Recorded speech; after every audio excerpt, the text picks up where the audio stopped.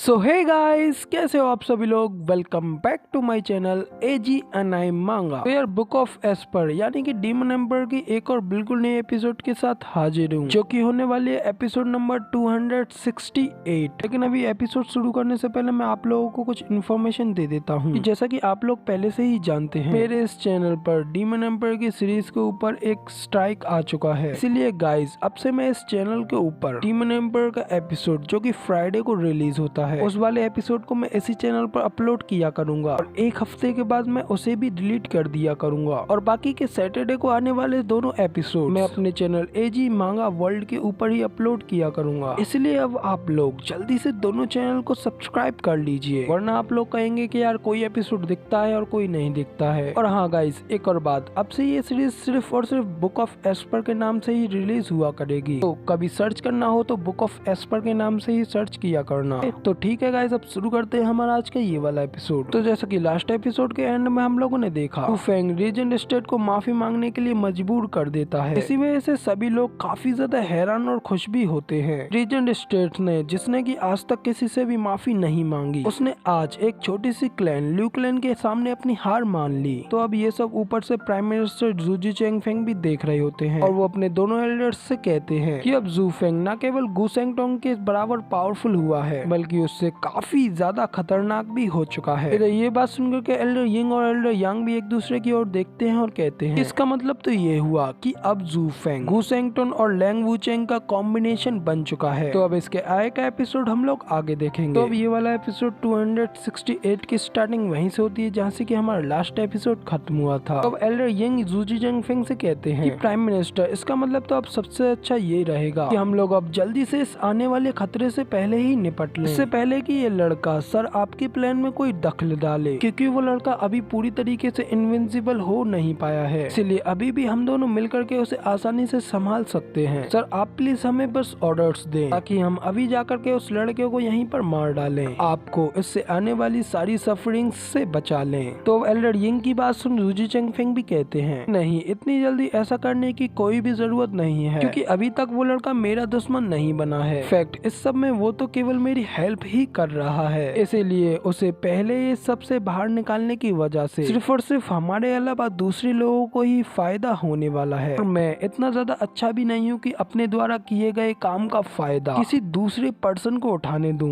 फिर इतना कह करके प्राइम मिनिस्टर जू जी चेंग फेंग हंसते हुए आके कहते हैं कि मैंने उस बुढ़ाऊ के सारे माइंड को फिगर आउट कर लिया है। 8 हाउसेस जो कि हजारों साल पुराने एक गुप्त आदेश के ऊपर खड़े हुए हैं, वो सब अब काफी लंबे समय से भी यहाँ पर चल रहे हैं। इतना कह करके प्राइम मिनिस्टर आगे कुछ ना बताते हुए आगे जाते हुए एल्डर यिंग और एल्डर यांग से कहते जाते हैं कि अब जल्दी करो, चलते हैं, सेरेमनी बस शुरू होने वाली है। तो अब प्राइम मिनिस्टर जू जी चेंग फेंग इतना कहते ही हमारे यहाँ पे सीन चेंज होता है और वापस से गेट के बाहर का सीन दिखाया जाता है, जहाँ पे कि सभी बड़े हाउसेस की फैमिली गेट के बाहर खड़ी होती है, जबकि उनके पीछे तीनों प्रिंस और प्रिंसेस भी खड़ी होती है। इसी वक्त हमारी प्रिंसेस योंगनिंग जू फेंग को देखते हुए अपना मुंह फुलाते हुए कहती है ये सब इतना ज्यादा दिखावा करने की क्या जरूरत है, क्योंकि तुम और कुछ नहीं, एक बिना नाम वाले क्लैन के सिर्फ और सिर्फ एक छोटे से स्टीवर्ड हो। इधर अपनी बहन की ये बात सुन क्राउन प्रिंस भी कहते हैं कि योंगनिंग, ये कोई एक नॉर्मल सा स्टीवर्ड नहीं है जिसके के बारे में तुम जानती हो। उसके हाथ में रहते हुए ल्यू क्लैन अब बिल्कुल रीजन स्टेट के बराबर खड़ा हो चुका है। इसलिए अब आगे से आप ये ध्यान रखना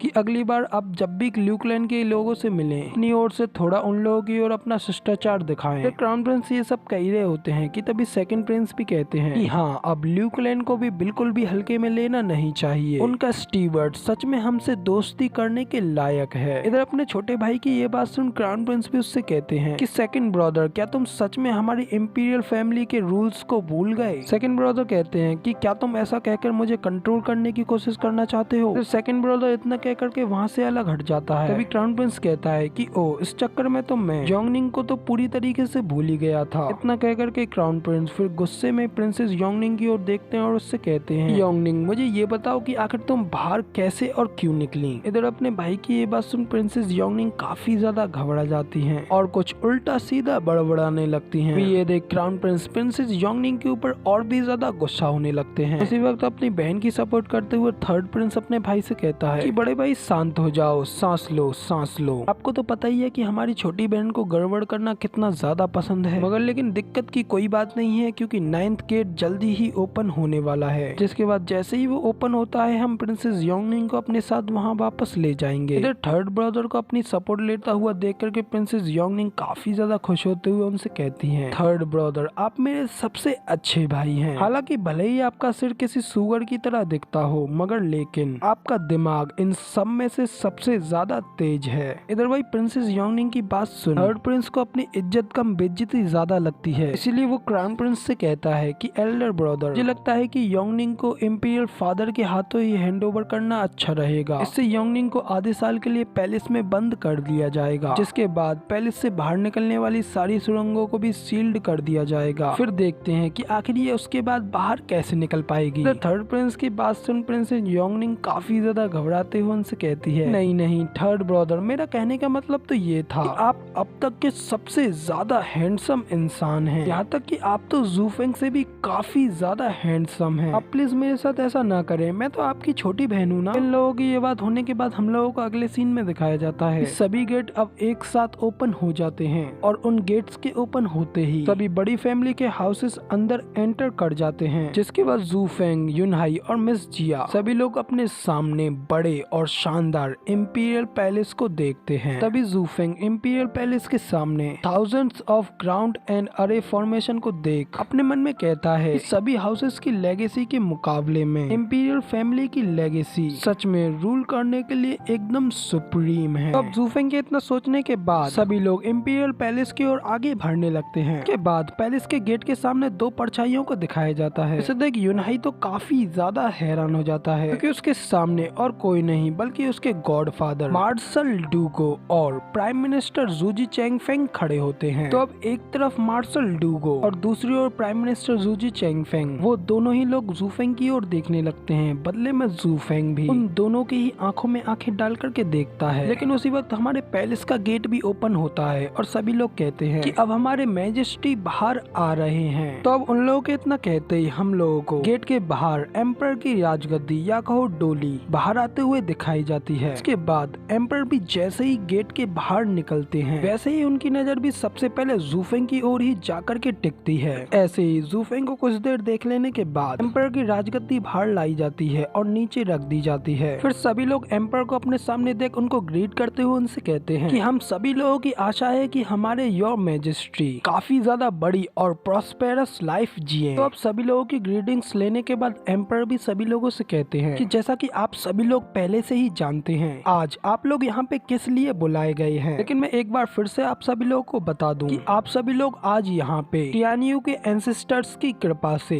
इस सेरेमनी को अटेंड करने और इसका गवाह बनने के लिए आए हुए हैं, जो कि हमारे टियानियो में एक और बड़े हाउस यानी कि 8वें बड़े हाउस के बनने की खुशी में है। फिर एम्पर आगे बोलते हुए कहते हैं हमारा टियानियो यहाँ पे बिना किसी प्रॉब्लम के हजारों सालों से सरवाइव कर रहा है, वो भी इसलिए क्योंकि 7 बड़े हाउसेस इसे अपनी पूरी निष्ठा और पालन के साथ प्रोटेक्शन और प्रॉस्पेरिटी प्रदान कर रहे हैं। और अब इन सभी वर्षों में इंपीरियल फैमिली ने अपने किसी भी कर्तव्य से पीछे हटने की कोशिश नहीं की और अपने लोगों की भलाई और रक्षा के लिए नए टैलेंटेड लोगों की तलाश की। और यही एकमात्र पर्पस था हमारी इस एसोटेरिक डिबेट का, टियानियो की ग्रेटनेस के लिए एक नई क्लैन को राइज होते हुए देखना। मगर लेकिन मुझे ये कहते हुए दुख हो रहा है कि ऐसा कभी भी हो नहीं पाया। मगर लेकिन अब आखिरकार फाइनली हम लोग इतने ज्यादा भाग्यशाली हैं कि हेवेंस ने हमारे ऊपर आखिरकार हम पर और मेरे शासन पर कृपा दिखाई दी, हमें एक नए हाउस के साथ प्रेजेंट किया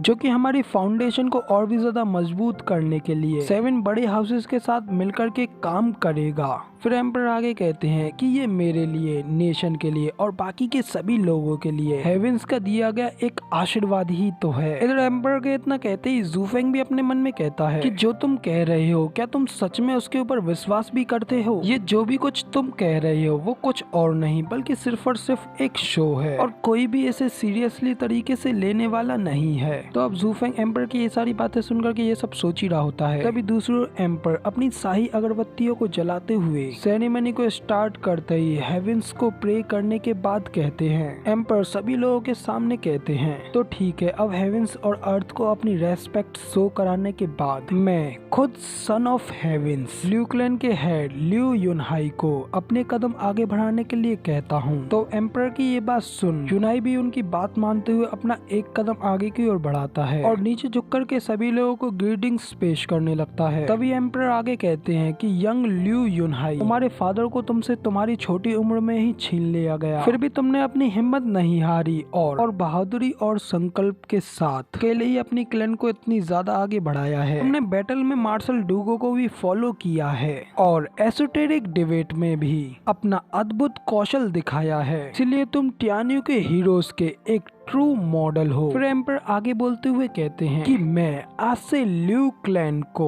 8वें नोबल हाउस का टाइटल प्रदान करता हूँ। आज से विंगेज सिटी और उसके आसपास के हंड्रेड्स ऑफ सिटीज आज से तुम्हारे डोमेन में आया करेंगी और साथ ही आपको आज से रीजेंट ऑफ प्रॉस्पेरिटी के नाम से ही जाना जाएगा, यानी कि आपको इंपीरियल कैपिटल में प्रिंस के मैनर में मानने की अनुमति है। इधर अपने लिए प्रिंस की उपाधि को सुनकर के यूनाई भी काफी ज्यादा हैरान हो जाता है, जबकि ये सुन ज़ूफेंग भी अपने मन में कहता है कि एम्पर का टाइटल एक बुरे इरादे के साथ दिया गया है। वो रीजेंट स्टेट और लियू क्लैन को हमेशा ही एक दूसरे के खिलाफ अपोजिट डायरेक्शन में खड़ा करना चाहते हैं। इधर दूसरी ओर सर लैंग भी ज़ूफेंग की ओर घूर करके देखते हैं। अभी ज़ूफेंग भी उनकी ओर देख करके अपने मन में कहता है कि रीजेंट स्टेट के खिलाफ मेरा प्लान इसे बाहर निकालने का है, क्योंकि रीजेंट स्टेट एम्पर के तानों के तले दबने वालों में से नहीं है। इसलिए जब त्रिपक्षीय डिवीजन शेप लेगा तो ये सभी टाइटल्स फिर सिर्फ और सिर्फ एक खाली शब्द ही रह जाएंगे। इसके बाद ज़ूफेंग फिर हंसते हुए कहता है कि क्या ये कुत्ता एम्पर हमें एक तोप के चारे के रूप में इस्तेमाल करना चाहता है? मैं इसको ऐसा बिल्कुल भी करने नहीं दे सकता। हालांकि 100 ऑफ सिटीज का सोर्स मुझे एक काफी ज्यादा अच्छा कल्टीवेशन मटेरियल प्राप्त करा सकते हैं। तो अब ज़ूफेंग के इतना सोचने के साथ ही हमारा ये वाला एपिसोड यहाँ पे कंप्लीट हो जाता है। इसका नेक्स्ट एपिसोड कल मेरे दूसरे चैनल पर आएगा, जिसका कि लिंक मैंने डिस्क्रिप्शन में दे दिया है, इसीलिए आप लोग जल्दी से जाकर के उस चैनल को भी सब्सक्राइब कर लीजिए। और फिलहाल के लिए ये वाली वीडियो पसंद आई हो तो यार एक लाइक कर देना, साथ ही कमेंट में बताना कि आपको हमारा ये वाला वीडियो का एक्सप्लेनेशन कैसा लगा। और इसका नेक्स्ट आने वाले एपिसोड को देखने के लिए मेरे इस चैनल को सब्सक्राइब करना बिल्कुल भी मत भूलना। जिसके बाद मैं मिलता हूँ आपसे अगली वीडियो में, तब तक के लिए टाटा बाय बाय, फिर मिलते हैं।